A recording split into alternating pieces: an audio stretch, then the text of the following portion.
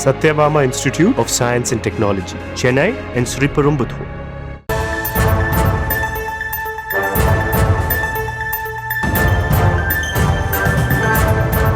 ராஜா அவர்கள் ஒரு பிராமணர் சங்க கூட்டத்தில் பேசுகிற போது சாதி படுகொலை, ஆணவ படுகொலைகளுக்கெல்லாம் தூண்டி விடுகிறவர்கள் தமிழ்நாட்டில் 2 பேர், ஒருவர் திருமாவளவன், இன்னொருவர் சுபவீரபாண்டியன் என்று பேசியிருக்கிறார் என்பதை நான் தொலைக்காட்சிகளில் பார்த்தேன்.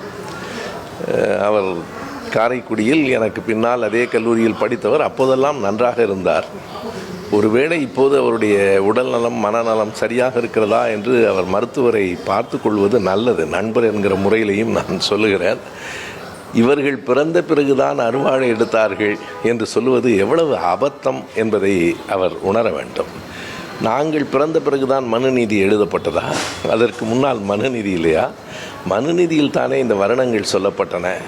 மயாசிருஷ்டம் என்னுடைய சதுர்வருணம் மயாசிருஷ்டம் என்று சொல்லுகிற கீதை நாங்கள் பிறந்ததற்கு பின்னால் எழுதப்பட்டதா? எனவே கீதை தொடக்கி வைத்த அந்த வருணம், அதற்கு முன்னால் இருக்கிற இவர்களுடைய புராணங்கள், இவர்களுடைய வேதங்கள், மனுநீதி புஷ்யமித்திரன் காலத்தில் எழுதப்பட்ட, சுங்கமித்ரா என்கிறவரால் எழுதப்பட்ட அந்த மனுநீதியில் இருந்து இந்த சாதிய ஏற்றத்தாழ்வுகள், வருண பாகுபாடுகள் வருகின்றன. அந்த அடிப்படையில் தான் இந்த ஆணவ படுகொலைகள் எல்லாம் நடந்து கொண்டிருக்கின்றன. ஆணவ படுகொலைகளை, சாதிய வேறுபாடுகளை களைய வேண்டுமானால் ராஜா போன்றவர்கள் தான் அதற்கு காரணம் என்பதை மக்கள் அறிவார்கள். அதற்கு தோழர் திருமாவளவனோ நானோ எந்த வகையிலும் காரணம் இல்லை. அவற்றை நிறுத்த வேண்டும், மக்கள் சமத்துவமாக வாழ வேண்டும் என்பதற்காகவே நாங்கள் பாடுபட்டு கொண்டிருக்கிறோம். அது ராஜா போன்றவர்களுக்கு கொஞ்சம் மனசுக்கு கஷ்டமாகத்தான் இருக்கும். இந்த சமூகத்தில் பிரிவினையே இல்லையா? நாம் தான் புதிதாக பிரிவினையை ஏற்படுத்துகிறோமா? இந்த சமூகம் சாதிய சமூகமாக இருக்கிறது. பிறப்பில் குத்தப்படுகிற முத்திரை சாவுக்கு பின்னும் பரம்பரைகளுக்கும் தொடர்கிறது.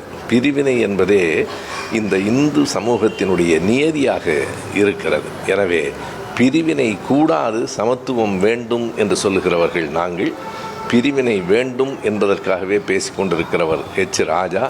அவர் எங்களை பார்த்து குற்றம் சாட்டுவதை விட கேலி கூத்து வேறொன்றும் இருக்க முடியாது. எந்த ஆதாரமும் இல்லாமல் எந்த ஒரு இடத்திலாவது நாங்கள் பேசியதால் ஒரு கலவரம் வந்தது என்று எடுத்துக்காட்டாமல் புத்தாம்புதுவில் போகிற போக்கில் எதை வேண்டுமானாலும் பேசலாம் என்பது கருத்துரிமை அல்ல, இது அவதூறு.